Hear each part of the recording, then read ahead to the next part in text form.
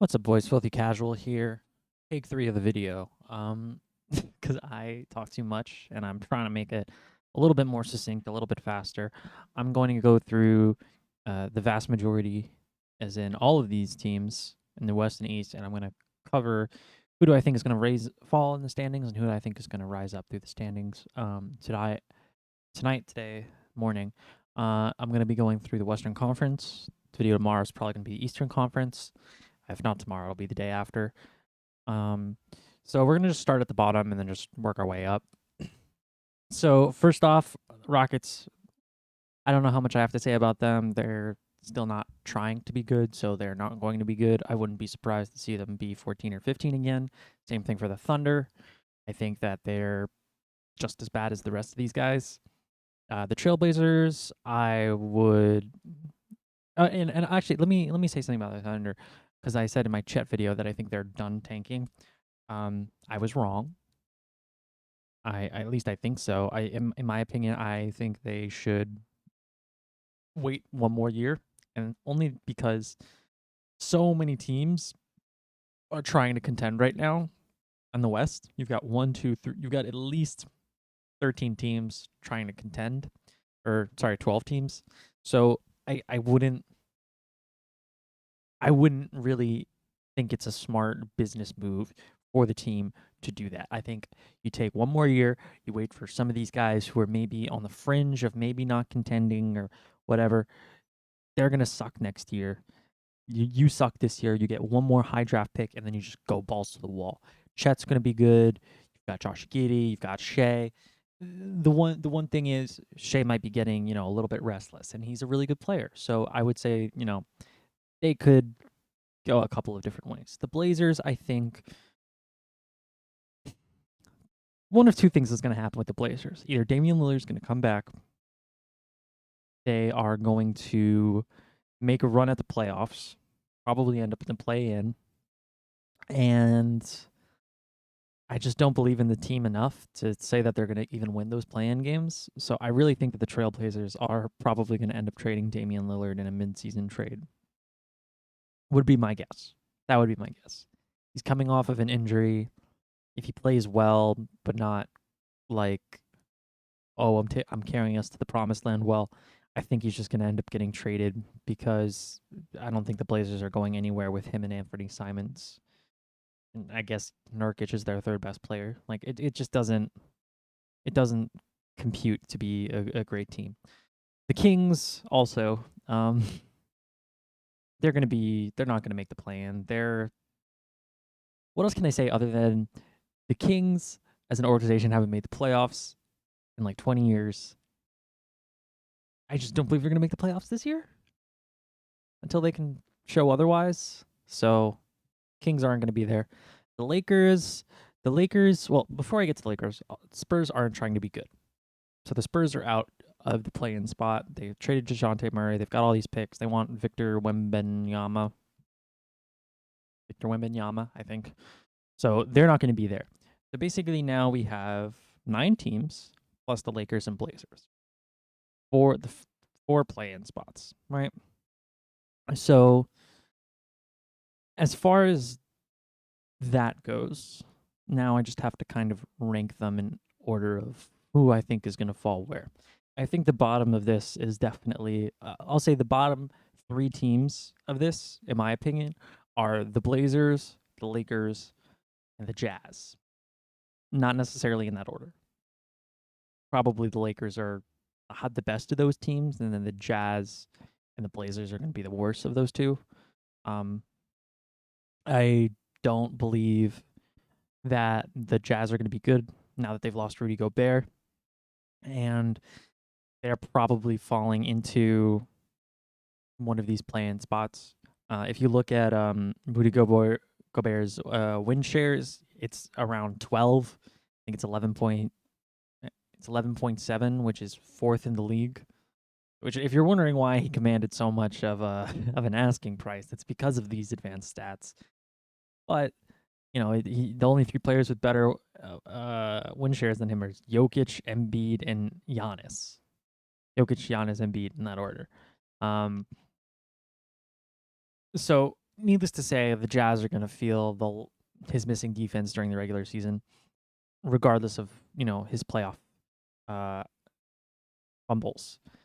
So the Jazz are going to probably drop heavily in the win column, and they could find themselves fighting for a play-in spot, which I don't know, which I think Donovan Mitchell just kind of started to realize. He's like, hey, I don't, because there was a report that came out a couple days ago. It's like, hey, I don't know what you're like doing with the organization. You traded Royce O'Neal. Like, yeah, dude, they're trying to retool the roster around you. Like, it doesn't just happen instantly.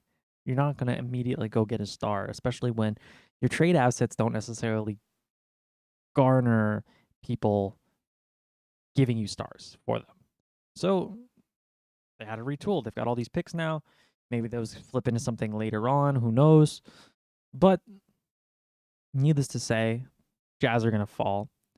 The Lakers and the Blazers, while they're probably both going to rise up, I don't think the Lakers argument to be a playoff team is their Anthony Davis and LeBron James. Really, those are their two players. Russell Westbrook, he might not even be there. We're not really know. But right now, assuming that they don't get Kyrie Irving in a trade for Russell Westbrook, which could happen. I'm not saying it can happen. As a Nets fan, I don't want it to happen. I don't want Russell Westbrook on my team. It's not that I think he's a bad player. I just don't want to be paying him $47 million. He's probably going to ask for a buyout. So I mean, I don't even know. The whole situation with him is wild. But presuming that the roster largely remains the same, I believe that the Lakers are going to end up a play-in team, or like a 7-8 seed kind of play-in team, not a 9-10 kind of play-in team. So that's where I think the Lakers are going to fall. The Blazers are going to be below them. The Jazz are going to be below them, which gives us the Clippers, Pelicans, and Wolves as our next three. So the Clippers, I think, are going to end up being a top 4 seed in the West. So we'll get back to them. The Pelicans, I think, are probably the other team here that I think could really shock people and end up competing for a top 6 seed, and I think they'll get it. I think as long as Zion is healthy and plays 60 games, I think they're going to get the playoff spot. Right? So that basically means we're looking at, as our top 6 so far, we've got Timberwolves. There we go. Yeah, we'll do this one. Timberwolves and Clippers. Right? So that's 2 of our top 6. Clippers are in the top 4. Sorry, Clippers and Pelicans. And then Timberwolves is another one who I think is going to be a top 6 seed. I think they're going to be around a 5 seed. I think they are going to, well, you know what, we're gonna do something a little bit different. We're gonna add text. Here we go. Cool. Boom. Ayo. So we're gonna have 1, 2, 3, 4, 5, 6, 7, 8, 9, 10. Cool. And we're going to shrink that down just a little bit so that it's actually going to fit on the screen. Wow, look at that. Wow, editing. You wonder why I don't edit. It's because my arm's messed up. All right, cool. So far we've got in the 10 seed, you've got the Blazers, got the Jazz here, got the Lakers here, the Pelicans, else, something like this so far. So we've got a 6 seed, which I believe is going to be the Mavericks. The only reason I'm putting the Mavericks over the Pelicans is because I believe in Luka Doncic. I think the Pelicans are going to be really good. I really like their team. I feel like I'm underselling them here, and I feel like I'm going to eat my words in the next season just because I love CJ, I love Zion, I love Brandon Ingram, Jonas Valanciunas. Every time I watch him play, I'm like, holy crap, that dude's great. So I always feel like I'm underselling them, but that's what it's going to be. So here's the tricky part. I kind of don't want to undersell them. I kind of want to make them a 5. Say they're going to be a top 6 seed. which means I already said I put the Wolves here. So, which means somebody in the top 6 has to fall out, which would be the Mavs. But what if it wasn't the Mavs? What if it's these guys? I know. I might be crazy. I'm not sure. I'm conflicted on the Suns. The Suns are in trouble. They've lost. They're going to lose DeAndre Ayton, I should say. Obviously, they're going to get something back for him. Something that's going to help them improve this roster. However, any way I look at it, I don't really see anybody that they can trade for that. I mean, unless they get KD. But in which case, they're, obviously they're going to be way up at the top. But I don't. If I'm a Nets fan, and honestly, I don't want to trade KD for DeAndre Ayton. I'm waiting. Honestly, I'm waiting until somebody gets desperate because as of now, nobody seems to be super like, oh yeah, we got to trade everything for KD. Halfway through the year, people are going to change their minds. Hey, maybe even the Blazers will change their minds. Mortgage everything for Damian Lillard. I don't know how awesome Anthony Simons will be. I don't. That doesn't seem right. But hey, if you give KD and you get like a bunch of unprotected first round picks up, through 2027, like those are going to be good picks because Dame Lillard is not young. So, but we'll come back to that. So basically, I'll talk about the Wolves real fast. Rudy Gobert is a great, fantastic player. Like I said, if you just look at the advanced stats, and I'm not like a huge advanced stats guy, but I'm just saying if you just look at the advanced stats, theoretically he'll add around 11 wins to the Timberwolves, which would give them 57 wins, which would put them at second. Do I think his effect is going to be that pronounced? Maybe in the regular season. Maybe it will be. We've seen it. The Wolves could be a top 3 seed. I don't disbelieve that.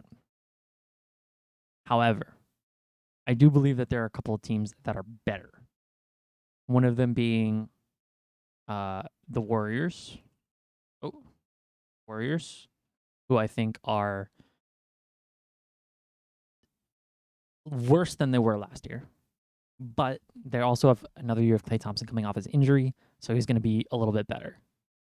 And then we've got, after the Warriors, we have the Clippers.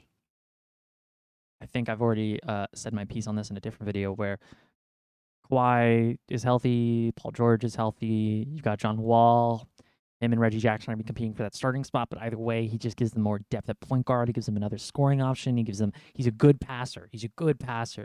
I don't think he's as good defensively as he used to be, but I mean, if they're just using him, I mean, worst comes to worst, and he's coming off the bench, and he's like not going to be better than Reggie Jackson, right?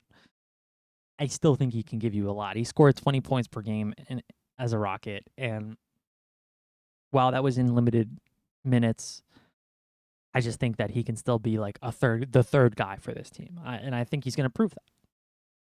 So we've got the Clippers, you've got the Nuggets, who won 48 games without their second and third best player, which is wild.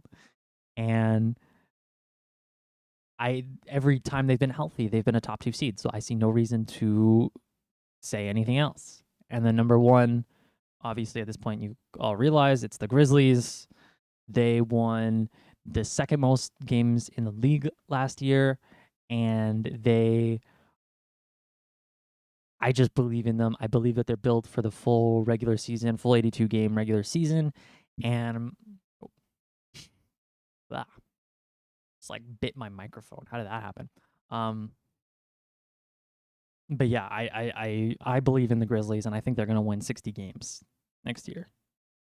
I think they're going to win 60 games next year.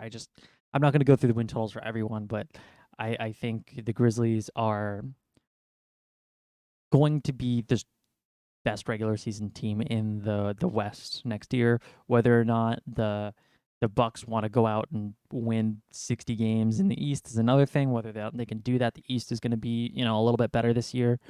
Just because a lot of the teams are coming together. Granted, the Nets are not going to be in contention, so that's going to make things a little bit easier. But although if you ask me, they should make them play. They are both under contract. They should both play. I'd rather them both play and try to get a title than just trade them away right now for all this crap. Because honestly, everything in the league looks like crap. But that's a different video for a different day. So yeah, basically, this is kind of where I have it, where I have the Blazers and the Jazz kind of on the edge, as though they're gonna. I'll put 10/11 because basically I think the Jazz are likely to Jazz and the Blazers are likely to fall out of the play-in, and then after that, I think the teams kind of go as written. I feel like I'm underrating the Suns and the Pelicans, but I also, looking at the teams above them, I feel like I don't feel confident putting any of them over them. If anything, I would put the Suns over the Mavericks if I had to change anything. Just because, I mean, losing DeAndre Ayton's bad, yeah, but Devin Booker was All NBA first team last year. Chris Paul was All NBA third team, I think he was. I think he was third team because it was Ja and Steph on the second team. So it would be, they still have 2 All NBA level players. That being said, Chris Paul is going to be another year older. They're going to be losing a player. It's hard to say. And, as far as I'm concerned, this list is gospel. Anybody who disagrees with my list is wrong. Their opinion on basketball sucks. If you think the Nuggets are going to be the first seed instead of the Grizzlies, you're clearly biased. You've never watched basketball before, and you should rethink your life.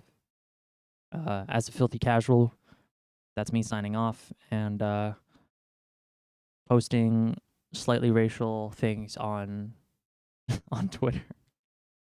That's effed up. I shouldn't say that. All right, peace.